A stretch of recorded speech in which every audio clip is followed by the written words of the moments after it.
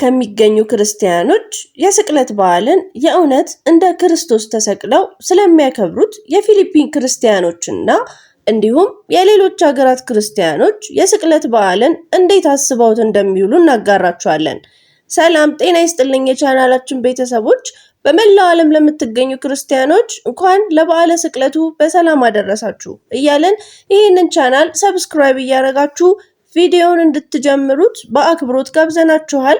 እስከ መጨረሻው አብራችሁን ቆዩ።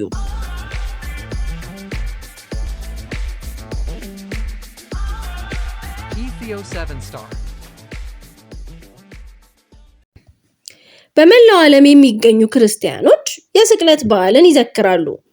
እነዚህ በተለያዩ የዓለማችን ክፍሎች የሚገኙ ክርስቲያኖች የዘመን አቆጣጠራቸው በጁሊያን እና በጎሪጎሪያን የሆነ ሀገራት የበዓላት ቀኖቻቸው የሚለያዩ ሲሆን ሆኖም ግን በዓሉን በተለያዩ ስነ ስርዓቶች ያከብሩታል፣ ያስቡታል። ነገር ግን በዓለም ላይ ያሉ የኦርቶዶክስ እምነት ተከታዮች የሚገኙበት ሀገራት የስቅለትን፣ የትንሣኤን እንዲሁም የገና በዓላትን በተመሳሳይ ቀን ያከብሩታል። ከነዚህም ውስጥ ሩሲያ፣ ዩክሬን፣ ግብፅ፣ ሊባኖስ እና ህንድ ተጠቃሽ ናቸው። ለዛሬ በዓሉን ከሚያከብሩ ሀገራት ውስጥ የኢየሱስ ክርስቶስን ፈለግ በመከተል በሰው ልጆች የማይደፈረውን ስቅለት ተሰቅለው ክርስቶስ የፈጸማቸውን ድርጊቶች በማከናወን የሚያከብሩ የፊሊፒንስ ክርስቲያን እምነት ተከታዮች እንዲሁም ኢየሩሳሌም ውስጥ ያለውን አከባበር፣ የሌሎቹንም አከባበር እናስቃኛቸዋለን። ፊሊፒንስ የስቅለት በዓልን በተለየ ሁኔታ በማክበር በዓለም ትታወቃለች። የስቅለተ ክርስቶስ አምሳል የሚባለው አከባበር በፊሊፒንስ ማዕከላዊው የፓምፓንጋ ግዛት ውስጥ በሚከበረው ለየት ባለው የስቅለት በዓል ላይ ፊሊፒናውያኑ ራሳቸውን በኢየሱስ ክርስቶስ አምሳል መስቀል ላይ በመቸንከር ዕለቱን ያስቡታል።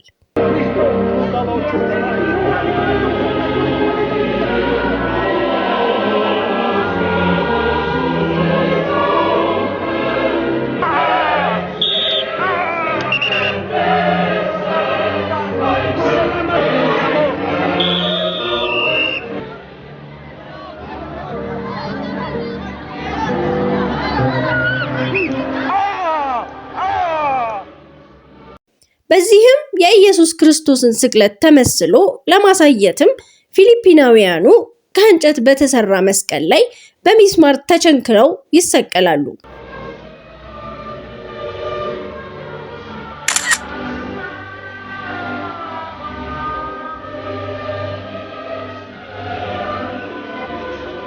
ግለሰቦቹ 10 ሴንቲሜትር በሚረዝም ሚስማር እግራቸውንና እጃቸውን በእንጨት ላይ ከተቸነከሩ በኋላ ለ10 ደቂቃ ወይም ከዛ በላይ በእንጨት መስቀሉ ላይ ቆይታ ያደርጋሉ።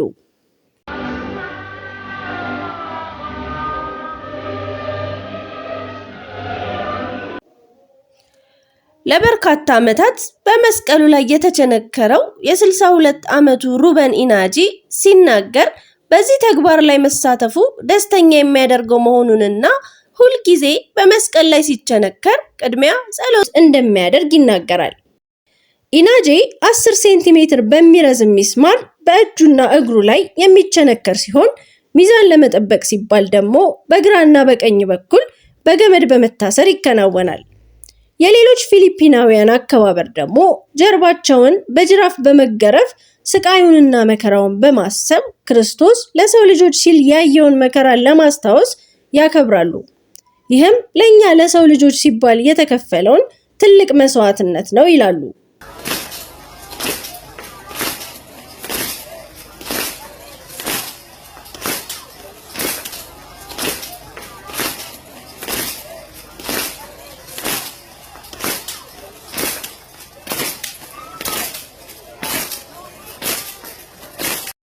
ስቅለተ ክርስቶስ አምሳል ተግባር ላይ ሰዎች ከፈረንጆቹ ከ1955 ጀምሮ ሲሳተፉ መቆየታቸውን የአካባቢው አስተዳደር ይናገራሉ። ፊሊፒንስ ካላት ሕዝብ ውስጥ 80% የካቶሊክ እምነት ተከታዮች ሲሆኑ የካቶሊክ ቤተክርስቲያን ግን ስቅለተ ክርስቶስ አምሳል ተግባርን አጥብቃ ትቃወማለች።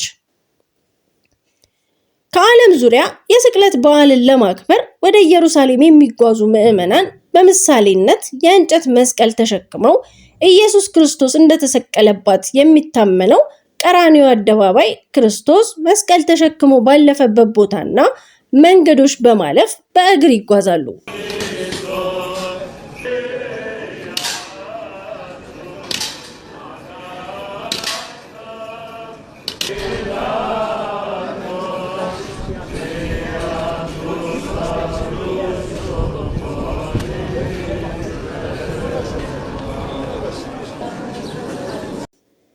ከጥርብ ድንጋይ በተሰሩ ጠባብ ቫያ ዶሎራሳ ጎዳና አልፈው ወደ የመሪር ሐዘን በርን በመሻገር ሃይማኖታዊ መዝሙሮችን ሲያዜሙና መጽሐፍ ቅዱስ ሲያነቡ ዕለቱን ያሳልፋሉ።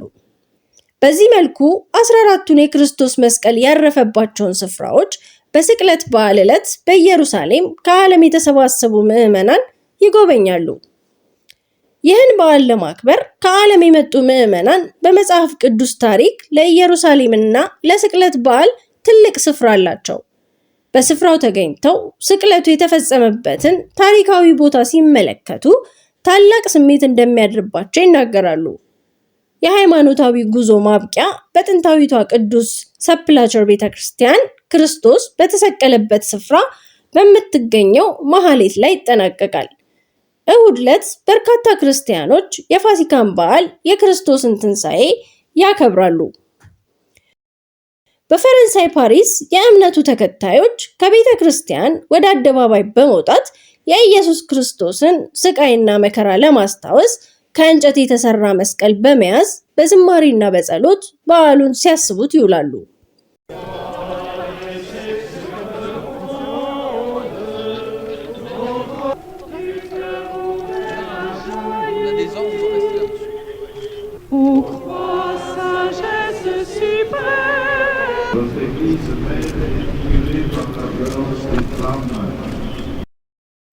ሌላዋ ሀገር ሩሲያ ናት። ሩሲያ የኢየሱስ ክርስቶስ ስቅለት በዓል በልዩ ሁኔታ ከሚከበሩባት ሀገር መካከል ትጠቀሳለች። በዚህ በሩሲያ በተለያዩ ስነ ስርዓቶች ታስቦ የሚውለው የኢየሱስ ክርስቶስ የስቅለት በዓል ጾም፣ ጸሎትና ዝማሬዎች የሚከናወኑበት ሲሆን ክርስቶስ ለሰው ልጆች ብሎ መከራና ስቃይ ማየቱን እንዲሁም በመስቀል ላይ መዋሉን በማስታወስ ምዕመናኑ ቤተ ክርስቲያን በመገኘት በልዩ ስነ ስርዓት ያስቡታል።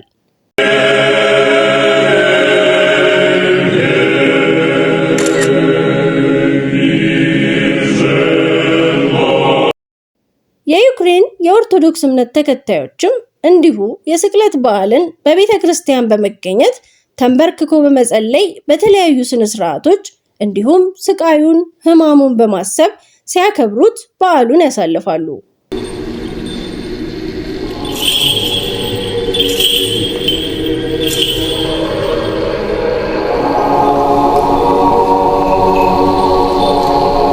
እንዲሁም በአውስትራሊያ፣ በቤይሩት፣ በግብፅ፣ በአሌክሳንድሪያ እና በሌሎች ሀገራት የእምነቱ ተከታዮች በሚገኙበት ኢየሱስ ክርስቶስ የሰው ልጆችን ለማዳን ሲል ያየውን ስቃይና መከራ በማሰብ ቀኑን በልዩ ሁኔታ ያሳልፋሉ። ቸርን ሰንብት።